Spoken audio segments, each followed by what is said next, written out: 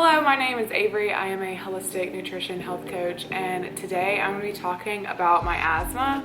And this is something that I haven't really talked about on my channel before, which I find kind of strange that I haven't really talked about it, but I just wanted to make a dedicated video for it and tell you guys about my journey with asthma and how I kind of overcame it and just how I'm dealing with it now and things that I'm doing and how I improved my asthma. So let me start from when I was younger. I had really bad asthma when I was younger.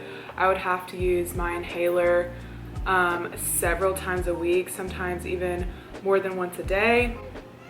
Oh, I used to be really allergic to cats, and now you can see I have, well, I temporarily have this cat, but literally, like, if I were to pet a cat or be in a room with a cat, I couldn't breathe, I would break out in hives, I would get really itchy, I would definitely have to use my inhaler, and it just wasn't a good situation.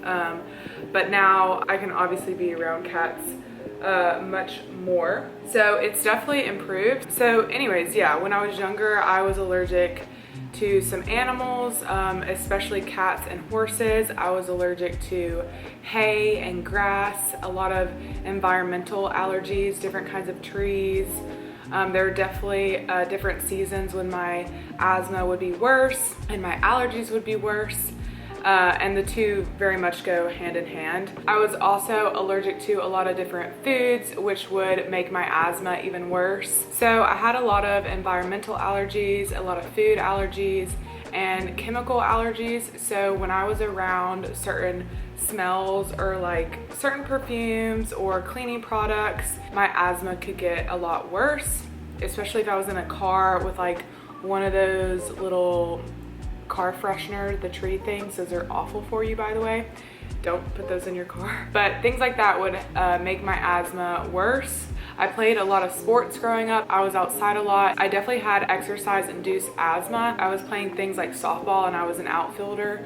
So a lot of the times I was around like grass and dirt, and all of those things made my asthma way worse. And so I want to say my asthma started improving probably around the time when I graduated college, I would say. I still played sports throughout college, and so I still needed my inhaler every once in a while, like if we were doing a lot of running or things like that, outside especially. But I wanna share with you how I improved my asthma. I literally only have to use my inhaler about, I would say maybe 5 times a year, 8 times a year, something like that. It's definitely below 10. It's crazy because I was having to use my inhaler literally every single day, sometimes even multiple times a day. And now it's crazy. I can travel without it. I can go to friends' houses without it. Like, if you have asthma, if you rely on an inhaler, you know what I'm talking about, when like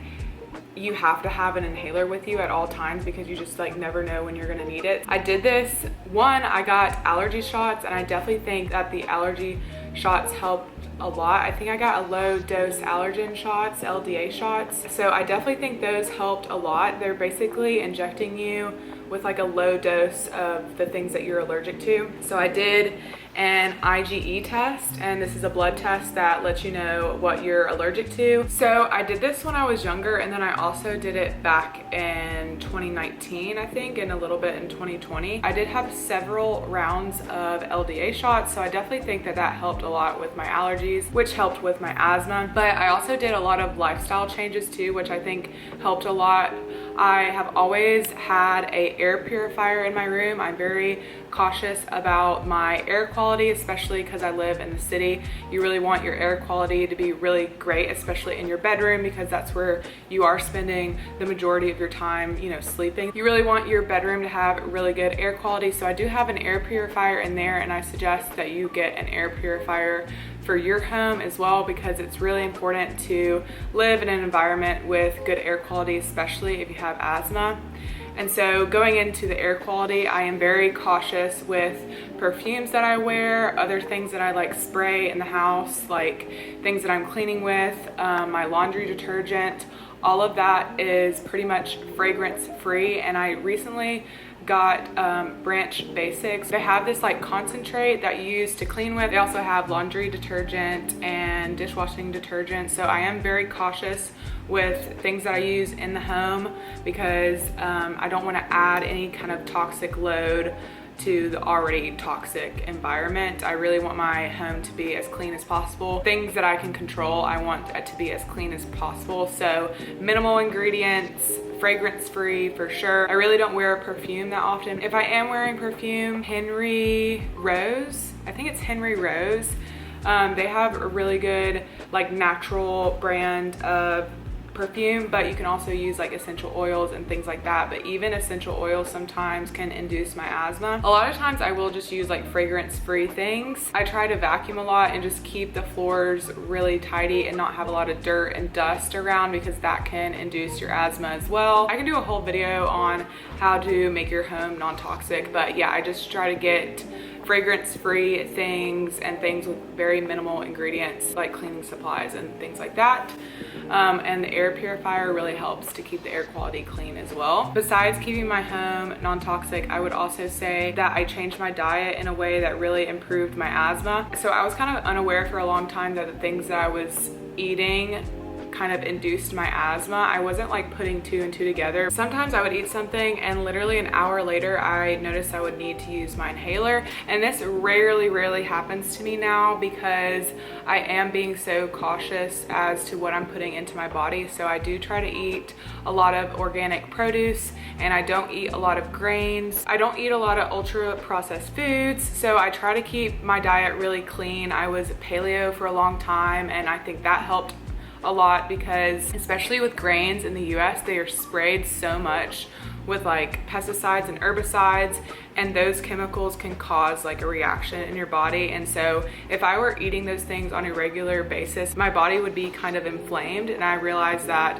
when I was doing that I had to use my inhaler more often. So once I changed my diet and ate primarily organic foods, that made a huge improvement in my asthma. So I definitely recommend trying to find a diet that works well with you, and just pay attention to how you're feeling after you're eating the foods. If you're noticing that you are reaching for your inhaler an hour or two after you eat something, there's a good chance that you might be either allergic to that food or it's causing some sort of inflammatory reaction in your body, which causes the asthma to flare up. I just want to share that with you so you can be aware that the food that you're eating may impact your asthma. Along with my diet, I also did a lot of testing on my gut health, and I found out that I had Candida overgrowth and leaky gut, and I had SIBO. So I had a lot of gut issues.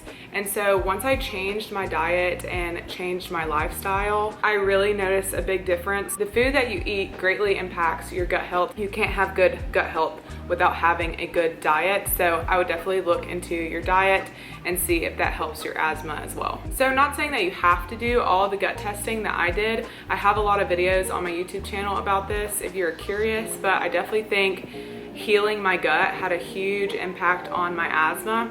And so I definitely encourage you to do a gut test if you're interested in doing that, but it's not necessary. I think that just changing your diet to something that's like anti-inflammatory would be really beneficial. And I did mention that I had like exercise-induced asthma, so that's really no longer the case. Like I can go on a run and I can go exercise as long as I'm not exposed to a lot of like dirt and dust while I'm doing that. I seem to be fine. I really think that the diet change and just being in an environment where it's non-toxic the majority of the time, like I work from home, I spend most of my time at home, so I really want to create this environment that has a very low toxic load. And so I think that really helps a lot. So if you do have asthma, I encourage you to start looking at your products, looking at the ingredients in your products. And if something has like a really intense smell, that might be affecting you in some way. So try to get rid of things even temporarily and see if that improves your asthma. And if it does, then you know for a fact that those things are causing it. So either doing an elimination diet or simply just getting rid of different products in your home for a small amount of time and see if your asthma improves. That can be a great way to just kind of do a trial period to see exactly what you're allergic to. Like if you don't want to go and get like an IgE blood test because that can be expensive.